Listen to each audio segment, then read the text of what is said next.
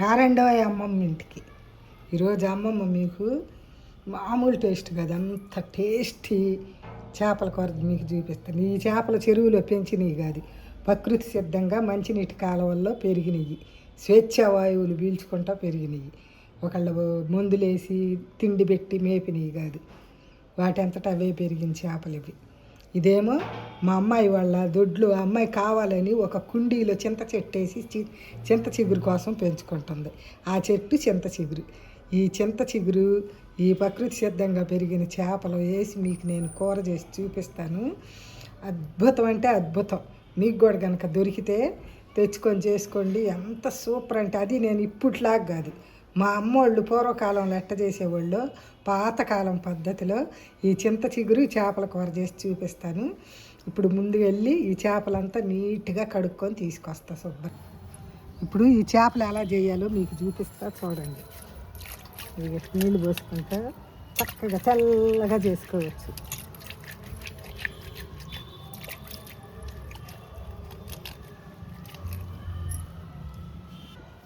ఇవన్నీ ఎట్ట చేసాను తెల్లగా వచ్చేసి వీటిని ఎలా కోసుకోవాలి కూడా మీకు చూపిస్తా.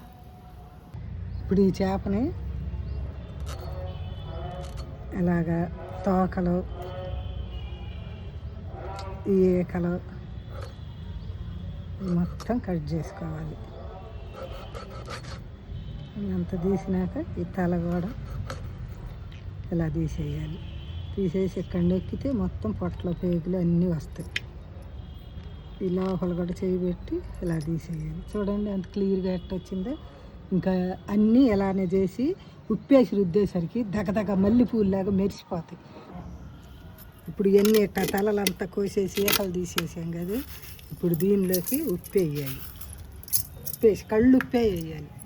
ఉప్పేసి ఇలా వేసి ఒక చేసి మట్టి చెట్టు అయితే ఇంకా తెల్లగా వస్తాయి. ఒకే ఈ మామూలు చెట్లు అయితే కొంచెం రుద్దాలి. రుద్ది కొంచెం బాగా ఇంకప్పుడు నీళ్లు పెట్టి కడగాలి. ఎట్లా 5-6 సార్లు, అంటే ఒకసారి ఇప్పేసి రుద్ది 5-6 సార్లు నీళ్లు పెట్టి కడగాలి. మొత్తం కడిగిన తర్వాత మీకు చూపిస్తాయి ఎంత తెల్లగా వచ్చినాయో చూపిరగాలి. చూడండి ఇప్పుడు 5-6 సార్లు కడిగాను నీళ్ళల్లో, 6 సార్లు కడిగాను. ఇంకా కడిగేసుకొని శుభ్రంగా తీసి పక్కన వేయాలి. ఇంకా వేరే దాంట్లో చూడండి ఎలా వచ్చినాయో. అది చూడండి తెల్లగా మల్లెపూలాగా రాలేదా. ఇంక ఇప్పుడు వీటికి కూర తయారు చేద్దాం. వీటిని తీసుకెళ్ళి మనం ముందుగా ఈ శుభ్రం చేసి పెట్టుకున్న చింత చిగురిని నలుసుకోవాలి. 2 చేతుల మధ్య పెట్టి నలవాలి. చూపిస్తానండి. ఇప్పుడు మనం ఈ చింత చిగురిని కొంచెం ఇట్లా చేతిలో వేసుకొని ఇట్లా నలుపుకోవాలి. ఇట్లా నలిపితే ఎలా వచ్చింది. ఇప్పుడు దీన్ని మనం ఇట్లా తీసేసుకోవాలి. ఇట్లా తీసుకొని దీనిలో ఎక్కడన్నా కొంచెం ముదురు కొమ్మలు లాంటివి ఇట్లాంటివి ఏమన్నా నిన్న అన్నీ ఏరేసాము, ఎలాంటివి ఉండవు అనుకో మళ్ళీ తీసేసుకోవాలి. ఇట్లా చూడండి ఇట్లా నలుపుకోవాలి. ఇది కూడా మొత్తం నేను ఎలానే నలుపుతా. ఈ చెట్లో చేద్దామని చేపలు వేస్తే చెట్టుకి అడుగున పగిలిపోయినట్టు వచ్చింది. అందుకని ఇంకా స్టీల్ దాంట్లో వేస్తే అంటుకుంటుందిలేండి అని దీనిలో వేయబోతాను. ఇగో చూడండి అట్ట పగిలిపోయింది. నాకు అసలు ఈ మట్టియే తెలియటల్లా. ఎన్ని కొన్నానో ఇప్పటికి. అదిగో చూడండి అంత పగిలిపోయింది. మళ్ళీ మధ్యలో నువ్వు ఇబ్బంది పడతావు, తీసే అన్నాడు తాతయ్య. అందుకని తీసేసి వేరే దాంట్లో వేస్తాను. ఇప్పుడు మనం ఈ చేపల కూర చేయటం కోసం ఇదిగో ముందుగా మనం నలిపి పెట్టుకున్నాం కదా చింత చిగురు, అది వేసుకుందాం. కొంచెం ఎక్కువైనా బాగుంటుందిలే పుల్లగా. మనకి గ్రేవీ ఉండదు ఇందులో, ఈ చిగురు మాత్రమే ఉంటుంది కలుపుకోవటానికి. అది వేసి కలుపుకోవచ్చు. ఇప్పుడు దీనిలో ఇది వేసేసాను చింత చిగురు. ఇంకా ఇదిగో చూడండి ఒక లావుపాటి ఉల్లిపాయ, పచ్చిమిరపకాయలు ఇవి కూడా దీంట్లోకి వేసేద్దాం. వేసేసి కొన్ని కొత్తిమీర కాడలతో సహా కొంచెం. ఇప్పుడు మనం రోట్లో నూరుకున్న కొంచెం అల్లం వెల్లుల్లి, ఇంకేమీ లేదు దీనిలో, అల్లం వెల్లుల్లి పేస్ట్ మాత్రమే. 2 కరివేపాకు రెబ్బలు తుంచేసి వేసేద్దాం. ఇంకా దీనిలోకి ఆముదం, వంట ఆముదం భలే ఉంటుంది.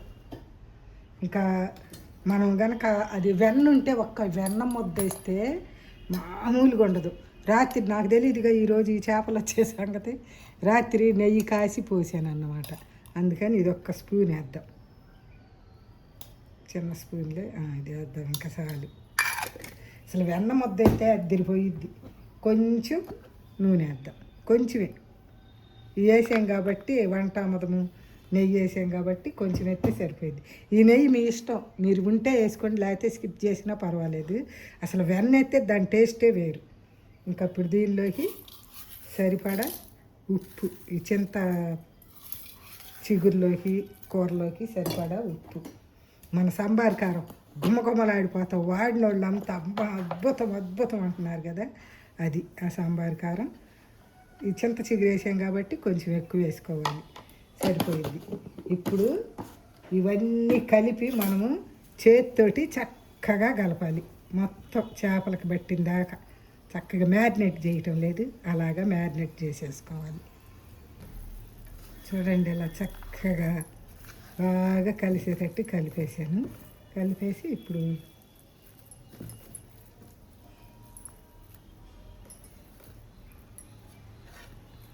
దీనిలో కొంచెం చేయి కడుక్కుంటామంటారే, అంతే. ఎక్కువ అయితే అవసరం లేదు, కొన్ని ఒక అరకప్పు వేసి మూత పెట్టేసి సగసిమ్లో పెట్టేసేస్తే మనం వేసిన అరకప్పు నీళ్ళతోనే చక్కగా ఉడికిపోయిద్ది. అంత కలిపిన వెల్లుల్లి, అల్లం పీసు,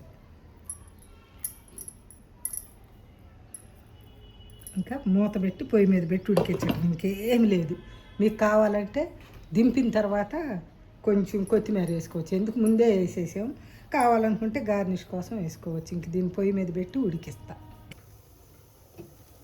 చూడండి, మన చింత చిగురు చేపల కూర వీధి వీధి అంత వాసన గుబాళేస్తుంది. అసలు ఎంత సూపర్ వాసన, అసలు చూస్తుంటేనే అద్దరిపోతుంది, అంత టేస్ట్గా ఉంది. మీరు కూడా ఒక్కసారి ట్రై చేయండి, చాలా బాగుంటుంది. ఇప్పుడు ఈ పొట్టు అనేది చింత చిగురు ఉంది కదా, ఇంకా దాన్ని అన్నంలో కలుపుకొని చేప నంచుకొని తింటుంటే అద్దరిపోయిద్ది, అంత సూపర్గా ఉంది. ఇది రేపు 2 రోజులు ఉంటుంది, ఏం కాదు. ఫ్రిడ్జ్లో పెట్టకూడదు, బయటే 2 రోజులు ఉంటుంది. సూపర్ ఉంది. మీరు కూడా ఒకసారి ట్రై చేయండి. చింత చిగురు పచ్చి చేపల కూర అద్దరిపోయిద్ది.